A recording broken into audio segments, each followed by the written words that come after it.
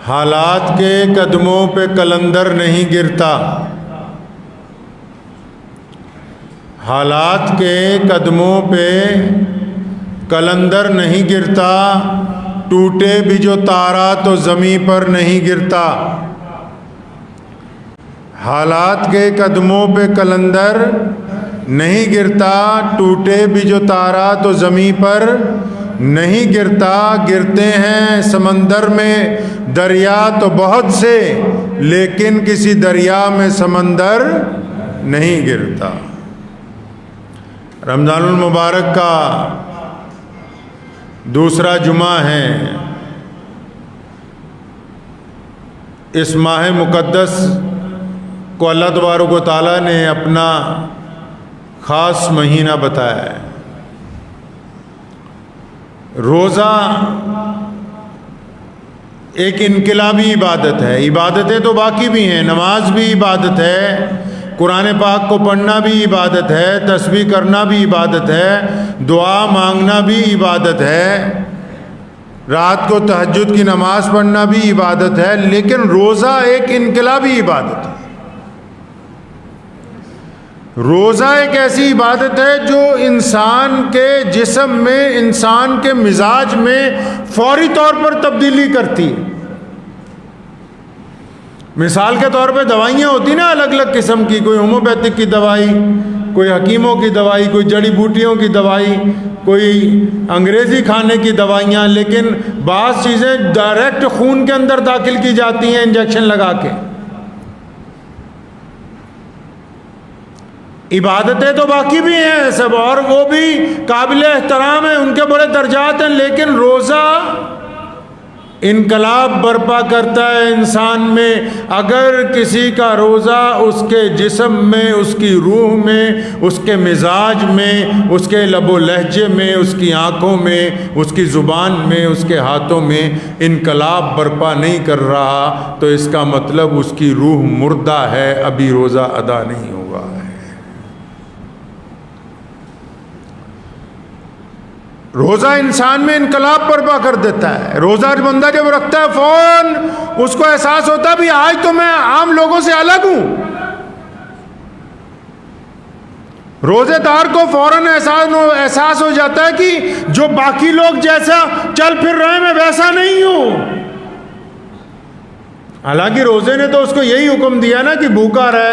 اب بھوکا رہنے سے، پیاسا رہنے سے سیدھا باقی کے جو جسم کے سگنل ہیں وہ جاری ہو جاتے ہیں، اس کو بار بار بتاتے ہیں کہ میں روزے دار ہوں، میں جھوٹ نہیں بولتا ہوں، میں روزے دار ہوں، میں کسی کی بیٹی کی طرف گندی نگاہ سے نہیں دیکھتا ہوں، میں روزے دار ہوں، میں حرام مال اپنے ہاتھ میں نہیں پکڑتا ہوں، میں روزے دار ہوں، میں اپنے بھائی کے لیے بد دعا نہیں کرتا ہوں، میں روزے دار ہوں، میں اپنے پڑوسی کے ساتھ کندھے سے کندھا ملا کے کھڑا ہوتا ہوں۔ تو روزہ جو ہے ایک ایسی عبادت ہے جو فوری طور پہ بندے میں تبدیلی لاتی۔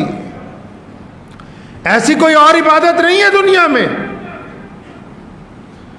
تبھی تو روزے دار کا اتنا، دو چیزیں اسلام میں بڑی انقلابی ہیں۔ بندہ جب باب جبریل سے گزرتا ہے تو جیسا گزرتا ہے ویسا نکلتا نہیں ہے، وہ باہر جیسا جاتا ہے ویسا نہیں آتا ہے۔ روزے دار بھی ایسا ہی ہے، جو بندہ روزہ رکھتا ہے تو پھر وہ ویسا، ضمیر کہتا ہے، اگر مزاج کہتا ہے، اگر روح کہتی ہے، اس بات کے لیے رضامندی کرتی کہ ہاں میرے اندر تبدیلی آ رہی ہے، میں ویسا نہیں ہوں جیسا بنا روزے کے ہوا کرتا تھا، تو خوشخبری ہے یہ اللہ کی طرف سے کہ ہمارا روزہ اللہ تعالیٰ کے حضور قابل قبول ہو رہا ہے۔ روزہ بھی رکھتا ہے، غصہ بھی آتا ہے، روزہ بھی رکھتا ہے، گالی بھی دیتا ہے، روزہ بھی رکھتا ہے، بے ایمانی بھی کرتا ہے، روزہ بھی رکھتا ہے، جھوٹ بھی بولتا ہے، روزہ بھی کرتا ہے، ٹھگی بھی مارتا ہے، تو روزہ نہیں ہے۔ روزہ تو رکھوایا اسی لیے گیا تاکہ بندے کے اندر انقلابی تبدیلی آ جائے اور بندہ جو ہے اپنے رب کے حضور سراپا ہو جائے اللہ کی محبت کے اندر۔ محبت دو طرح کی ہوتی ہے نا، ایک محبت مزاجی ہوتی ہے،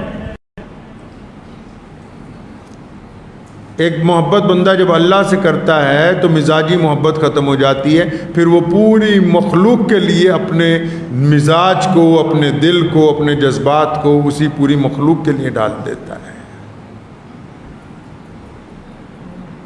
حکیمان ہوگا، فرمایا اس کو دیکھو وضو بھی کرتا ہے، کرلی بھی کرتا ہے، منہ میں پانی بھی لیتا ہے، لیکن حلق سے نیچے ایک قطرہ نہیں جانے دیتا، جبکہ کوئی اس کے حلق کو اندر سے نہیں دیکھ رہا، لیکن یہ مجھ سے محبت کرتا ہے، یہ اس بات کو سمجھتا ہے کہ میرے رب کا حکم ہے کہ ایک قطرہ بھی پانی کا نیچے نہیں جانا چاہیے۔ تو اللہ تعالیٰ اس بات پر فخر کرتے ہیں فرشتوں کے درمیان کہ دیکھو یہ ہے میرا بندہ جو میری اطاعت کر رہا ہے۔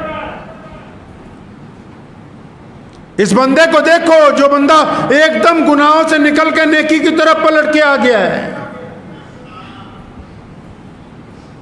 تو رمضان المبارک کے 14 دن گزر گئے۔ کتنے دن گزر گئے بھائی؟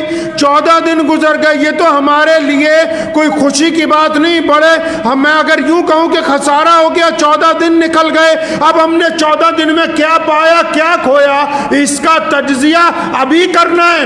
آج یہ بات طے کرنی ہے کہ یہ 14 دن نفع کے اندر گئے تھے کہ نقصان کے اندر گئے تھے۔ اگر یہ نفع میں گئے ہیں تو ہمارے لیے مسرت کی بات ہے۔ اگر ان 14 دنوں میں ہم نے دین کا، اپنے مزاج کا، اپنے روزے کا، اپنے اسلام کا، اپنے معاشرے کا نقصان کیا ہے تو اس کا خسارہ ادا